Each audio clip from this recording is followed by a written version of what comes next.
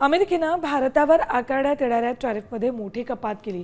अमेरिकेचे अध्यक्ष Donald Trump यांनी भारताचे पंतप्रधान नरेंद्र मोदी यांच्यासोबत फोनवर चर्चा केली।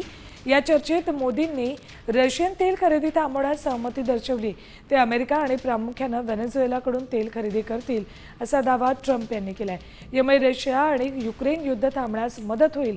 यामुळे भारतावर आकारलं जाणारं परस्पर शुल्क 25%वरून 18% आणत असल्याची घोषणा ट्रम्प यांनी केली। अमेरिकेकडून भारतावरील टॅरिफमध्ये मोठी कपात केली आहे। पंतप्रधान मोदी आणि अमेरिका राष्ट्राध्यक्ष ट्रम्प यांची फोनवरून चर्चा झाली। भारतावरील 25% टॅरिफ आता 18% केलाय। भारतावरील टॅरिफ आणखी कमी होईल असंही ट्रम्प यांनी सांगितलं। भारत रशियाकडून तेल खरेदी करणार नाही असा दावा ट्रम्प यांनी केलाय। भारत व्हेनेझुएलाकडून अधिक तेल खरेदी करेल असंही वक्तव्य ट्रम्प यांनी केलं।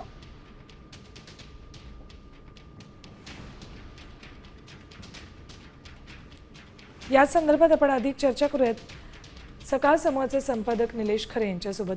निलेश सर, या टॅरिफचा पुढच्या काळामध्ये कसा परिणाम होताना दिसेल? या क्षणाची सर्वात मोठी बातमी ती म्हणजे भारत आणि अमेरिकेमधली ट्रेड डील ही फायनल झाल्याची माहिती समोर येते। या संदर्भातलं सूतोवाच हे स्वतः अमेरिकेचे राष्ट्राध्यक्ष डोनाल्ड ट्रम्प यांनी केलेलं आहे। त्यांनी एक ट्विट करत किंवा एक्स वर त्यांची जी माहिती आहे ती देत त्यांनी ही माहिती दिलेली आहे। साधारण 25%वरून 18% इतका टेरिफ जो आहे तो भारतावर लागणार आहे।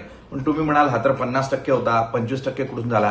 तर रशियाबरोबर जो आपण व्यापार करत होतो तो बंद केल्यामुळे तो वाढीव 25% कमी करत जो 25% टेरिफ होता तो 18% करण्यात आल्याची माहिती समोर येताना पाहायला मिळते। अद्याप या संदर्भात भारत सरकारनं कोणतेही सूतोवाच केलेलं नाही।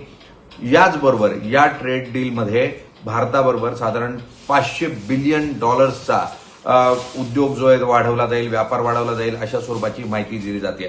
त्यामध्ये आयटी सेक्टर असेल, इन्फ्रास्ट्रक्चर सेक्टर असेल, यातही गुंतवणूक जी आहे ती होताना आपल्याला पाहायला मिळणार आहे।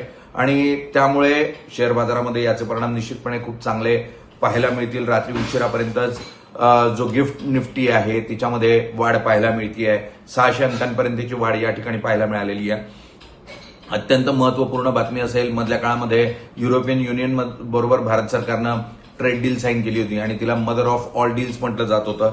आता ही डील अत्यंत महत्वाची आणि याचा परिणाम निश्चितपणे भारतीय अर्थव्यवस्थेवर होणार आहे। मात्र भारतानं या बदल्यामध्ये युएसला काय दिलंय, काय कबूल केलंय हे अद्याप स्पष्ट होत नाही।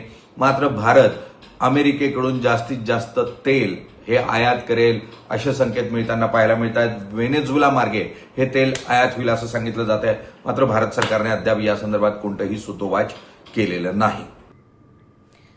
सर, खूप खूप धन्यवाद या संपूर्ण चर्चेसाठी।